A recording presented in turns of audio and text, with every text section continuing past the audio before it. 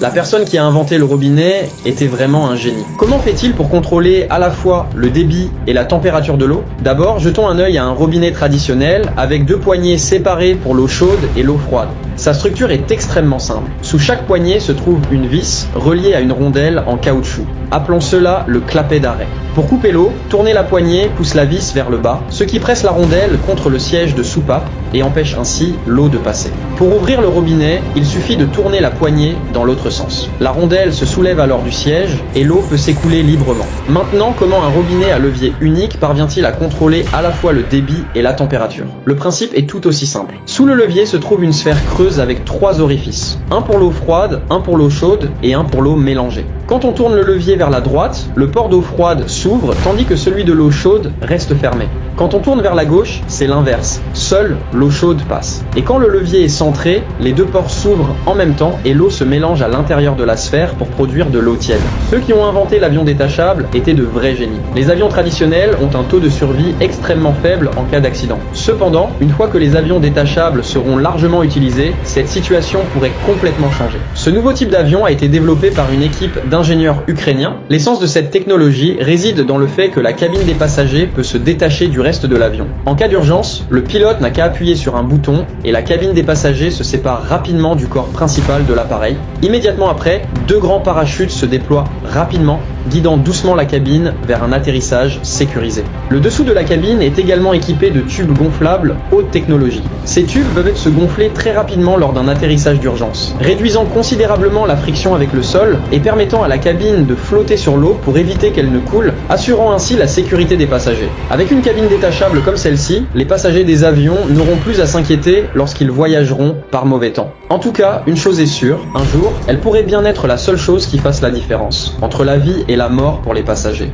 Dans les années 1950, des scientifiques soviétiques ont mené l'une des expériences médicales les plus dérangeantes de l'histoire. Ils ont créé un chien à 2 têtes vivant. Le procédé était à la fois macabre et fascinant. Les chercheurs ont greffé le haut du corps d'un chiot, tête, pattes avant et thorax sur le dos d'un chien adulte. En reliant soigneusement les vaisseaux sanguins et les nerfs, ils ont réussi à maintenir les 2 têtes en vie. Au début, les 2 têtes pouvaient manger, cligner des yeux, bouger de manière indépendante.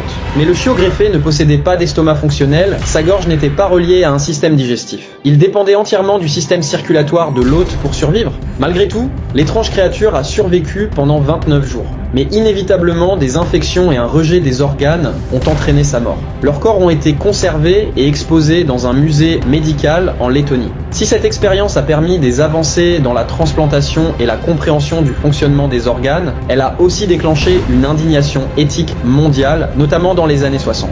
Aujourd'hui, cette histoire soulève toujours une question dérangeante. Jusqu'où peut-on aller au nom de la science? Et à quel prix?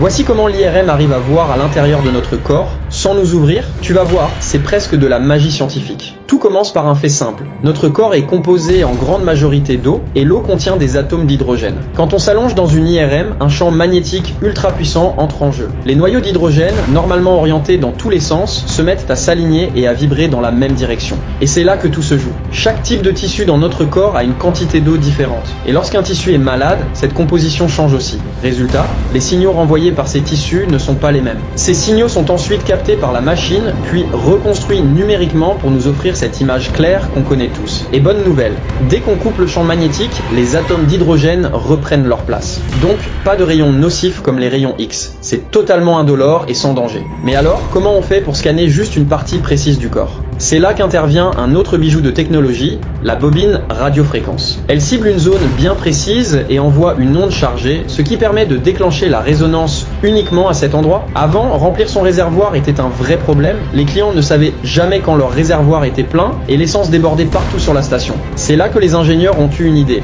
la valve de coupure automatique. Un simple flotteur placé dans le pistolet qui monte avec le niveau d'essence et coupe le débit quand le réservoir est plein.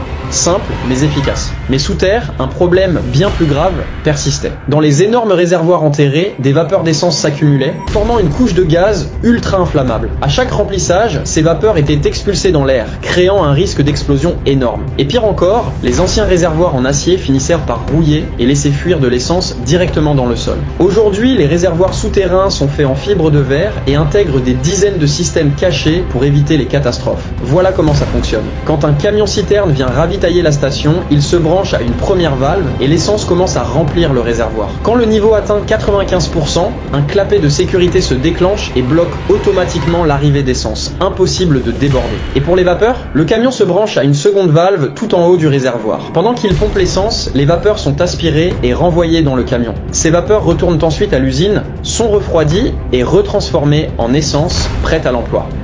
Merci d'avoir suivi jusqu'à la fin. N'oublie pas de t'abonner pour ne pas rater nos prochaines vidéos.